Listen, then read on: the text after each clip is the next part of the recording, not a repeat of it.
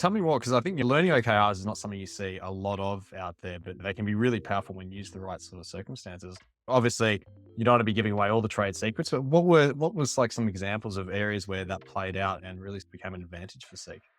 Yeah, I think as a process that would took quite some time, but again, it's interesting how these sort of practices are very dependent on the infrastructure that you've built.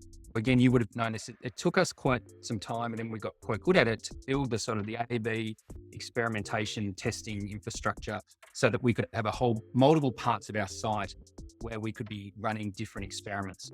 And again, they're great sort of OKRs because you can have the key result is we're going to improve, say, funnel conversion by X%. And it doesn't matter how you can do it, you can run your experiments and away you go.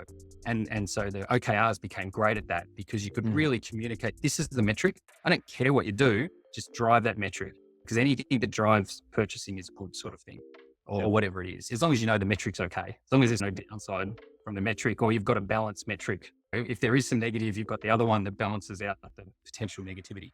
But the learning one is harder because sometimes you've just got a problem space where you just want to do discovery. Mm. And so that idea of being able to say to someone, hey, your key result for this quarter even is to just go and learn what are the customer problems? What's the jobs to be done in that area? How satisfied are they with the options for solving it? That importance versus satisfaction score, which Seek, we really looked at that a lot. How important is a particular feature and how satisfied are they with the current solution?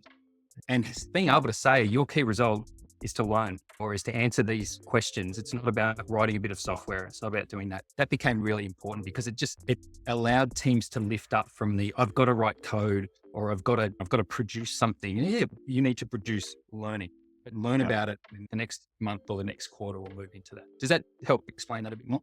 Definitely, definitely. I think it's so interesting because we are, you know, working with software teams, or most teams, to be honest, right? They all see the role of their job is to be busy doing Yeah. stuff, right? Which might be hands on keyboards, it might be paperwork, whatever this given team does. If we actually get away from, okay, what is the outcome of our work? And sometimes actually, let's just see if we can reimagine this thing altogether and having that sort of space to go and do that.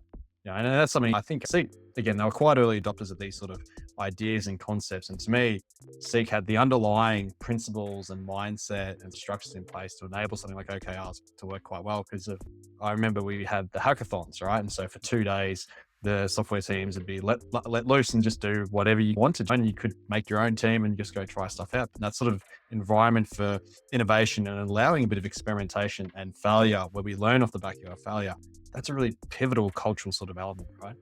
Yeah, and it wasn't something that we had. I think if you Mm. spoke to a lot of people who worked at Seek, say 2008 to 2016, what they would have said, probably quite fairly, is particularly in product development, is that they felt like it was very top down. That what they were doing, they were told what to do, and then they were given the ability to work out how to do it, but they were told what to do. And I think that was very fair criticism. And where it came from was the fact that we had relatively fewer resources to all the priorities. So you've got to prioritize. Mm. And then secondly, because our product development processes weren't particularly quick, it meant everything was a big investment. And so it meant the stakes were much higher. It would take 3 or 4 or 5 months to do something from a big percent of your capacity. You want to be sure that's the right thing to do. You don't want the team deciding what they're doing. You're like, no, I've got these 6 strategic priorities and I don't care that you all agree you want to work on number 10. I need you to work on number 4. Then that's a normal thing for a leadership team to do.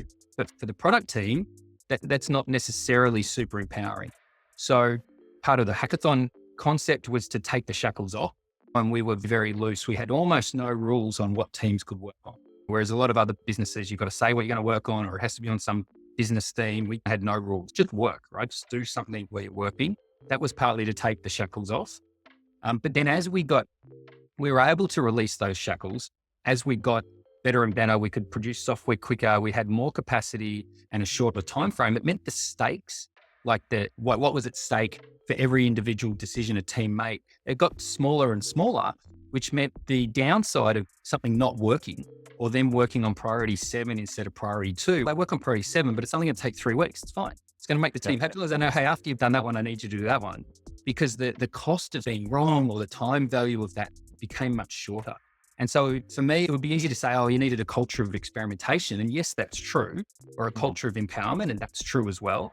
But it was really only enabled by capacity and infrastructure and capability within the organization that enabled that autonomy and those sort of things. So it all sort of looked, again, we have to learn this. It's much easier to explain it in hindsight than when we're in it. And like I said, the criticism from the teams were very fair. Hey, we feel like we haven't got enough autonomy. And then you had to play back saying, here's why, right? Here's the priorities. They never argued with that, but it didn't necessarily satisfy them.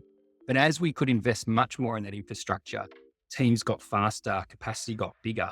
That was great because then you could just start to release the shackles. And then all this great innovation started to boil up from the bottom. And you realize that was the cost. The cost of the top down was that we didn't get that unknown innovation, that magic from it. And then we started to get that. We're starting to get that over the last few years. Yeah, amazing. And getting that kind of that balance in there is the tricky part, but you got to have both, right? There's both parts of that world.